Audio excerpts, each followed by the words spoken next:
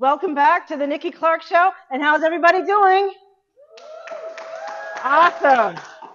Thank you so much for joining us live on YouTube. Thank you for your patience. We're live now, so don't go anywhere. We've got some great guests for you. And our very first amazing guest is someone I highly respect. She's just incredible, and I can't wait for her to share her story. She's a financial service professional. Please put your hands together for Sharifa Manning. You're welcome. You're welcome. It's so great to see you. And I just always love your outfits. Beautiful, beautiful. Always a little bringing the bling. Bling bling. Bling, bling, fringe and bling. I love that. So tell me, as a provincially licensed financial service professional, how do you integrate your expertise in insurance, investments, and pensions to provide a comprehensive financial solution for your clients? I think, Nikki, when I think about how I grew up and not having access to financial literacy, That's a I think motivator. that's something that everybody can relate to is not having that access, right? And I can remember the time when I got my first credit card and the bills were coming in the mail, and I said to my dad, Dad, what do I do? The bills are coming. What do I do? And my dad said in his Trinidadian accent, Sharifa, don't check the mailbox. Don't open the mail. And that was A temporary a solution. temporary solution with long-term effects. And that was the financial literacy that I got from my father.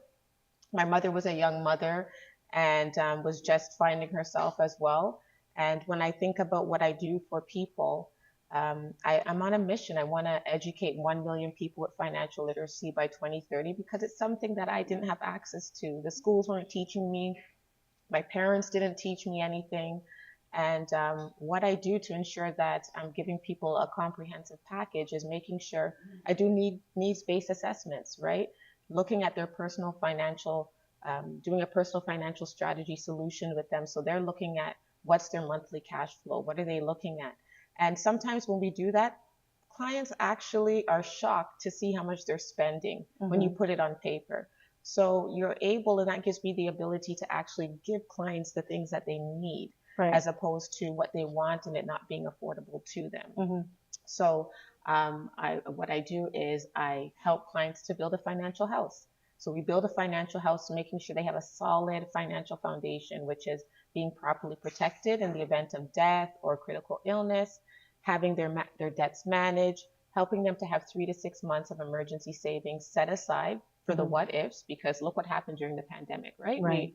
We're going to go into anarchy because we didn't have savings set aside, and then helping them to have investments in place for retirement. And then I protect the entire financial house with a will and power of attorney in place. And that is by having needs-based assessments with the clients, giving them what they need and not what they want. Okay. Explain that to me. The need versus want.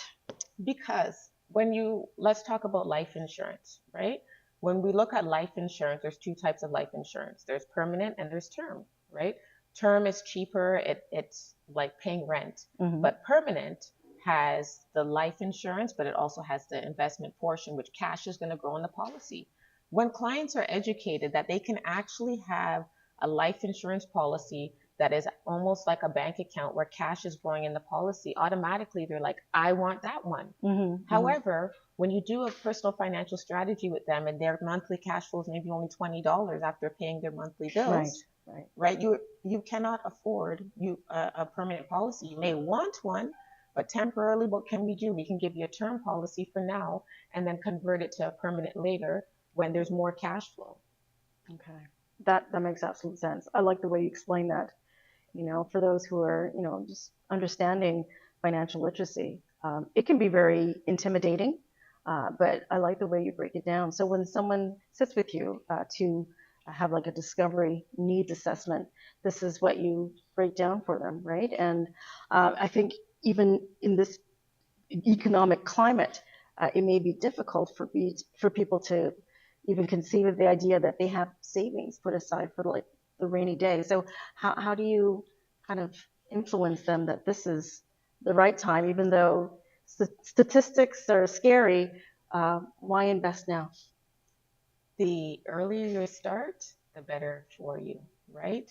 At the end of the day, when you think about changes in life and creating generational wealth and building legacies and leaving an inheritance for your children and your children's children, when will you start? You cannot start later on when maybe there's health issues or you're not able to work or it's going to be more expensive for you to even put into an account. You got to start when you're younger and when you're healthier. So it's giving people that holistic picture, right, of what that's going to look like. And that's why financial literacy is important. Yes. So you're not just sitting with me to say this is what you need, but you're sitting to understand why you need it and what are these products, what are they for, and how they're going to benefit you. So then at the end of the day, clients know this is what I actually need.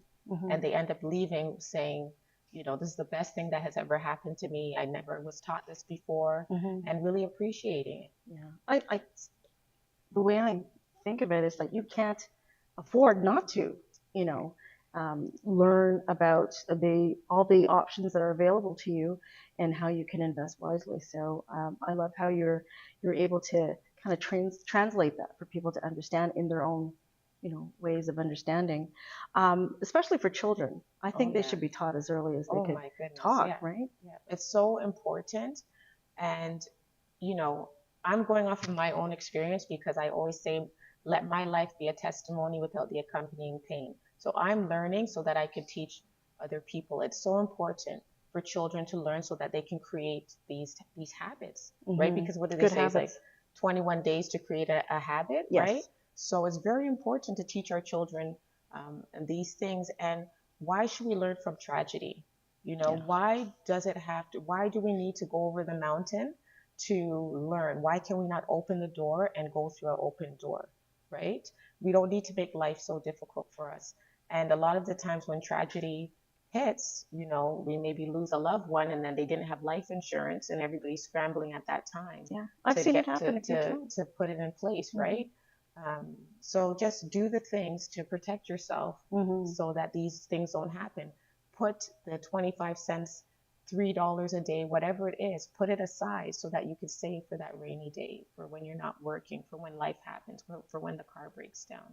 Right? Yeah. What's the saying? You know, life happens when you're planning something else. Yeah, all the time. All the time. Yes. All the time. Well, thank you for that. You're welcome. Now, I want to talk about your Resilient Woman program. This is really exciting. So this is where you serve, you know, as an executive member of this organization. You educate, you empower, you inspire women who've gone through various forms of trauma. So can you tell me about, you know, how you started this and maybe some moments where you've just seen incredible changes, transformations in people that you work with? Oh my. So the Resilient Woman program is actually an extension of the Meet the Motivators movement, who the founder decided that, listen, we need to have a program, a monthly program that we can have, you know, these women come to learn. And the Meet the Motivators is all about educating, inspiring, empowering women and girls into roles of leadership within their careers and their communities. And the Resilient Woman program, what we do is we have monthly events. We have monthly events at Toronto City Hall, and they're actually hybrid. So you can join in person, you can join virtually. And when these women are leaving, they're actually leaving either empowered to step into their leadership role within their careers or empowered to step into a leadership role as an entrepreneur. When we think about, okay, Sharifa, what has this program done for people? I'm a testimony, right? I am a testimony of having access to, you know, Meet the Motivators and it opening so many doors for me. And that is how I became one of the executives for the Resilient Women program and worked with the founder to work it, get it to where it is right now as a collective group. Before I stepped into the room, I wasn't in the types of room that I was before, right? I wasn't rubbing shoulders with influencers and dignitaries and getting myself in specific rooms, right? And so it opened the door for me to even be here today, right? I was able to join the ABC Award, and through the ABC Award, you were there in one of the booklets, right? And I ended up contacting you, right? So when we think about that we're building a bridge from our present to our future. This is it. This is an example. I'm a living example. I may not be able to give that testimony for others, but I can give for myself. And I think that is the most important thing when I'm impacted, and I can say what my experience is. I love that. That's beautiful. I think we should give her a round of applause for that beautiful reflection. You know, if someone is watching you right now, a young entrepreneur, and she's in a position where she's having a little bit of financial struggle, um, and I think we both can testify to overcoming struggle. What would you say to her right now?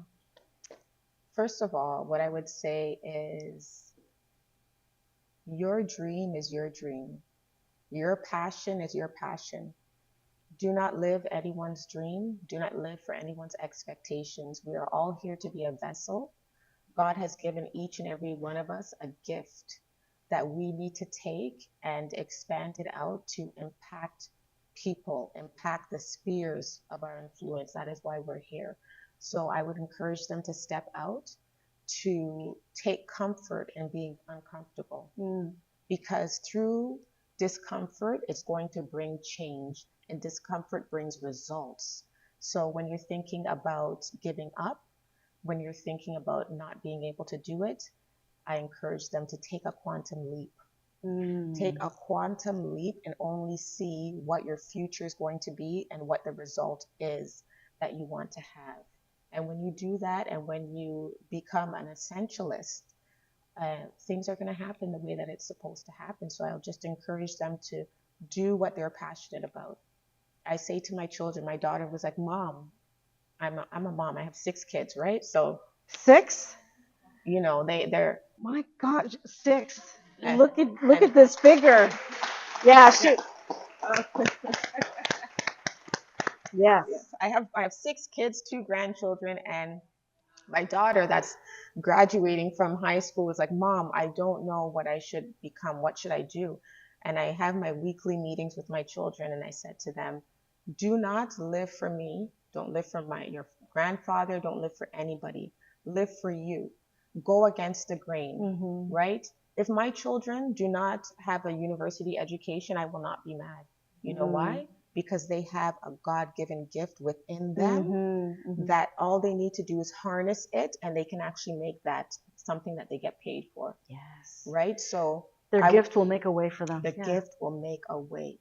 And when you see that gift and when you work towards it, that is what is going to bloom and blossom. And that is what I would encourage young women that are struggling, women that don't know their purpose. Your purpose is in here. Whatever your joyful job is, whatever you get a dopamine hit from when you're doing it, that is your passion. And you make that into a career. Look at what the need is and create a solution. I love that. That is beautiful. Thank you you. so much, Sharifa. Thank you. Where can we find you on social media? You can find me on Instagram. I am Sharifa Manning. And then the spelling of my name, Sharifa, Sharifa Manning. And you can also find me on Facebook as Sharifa Manning.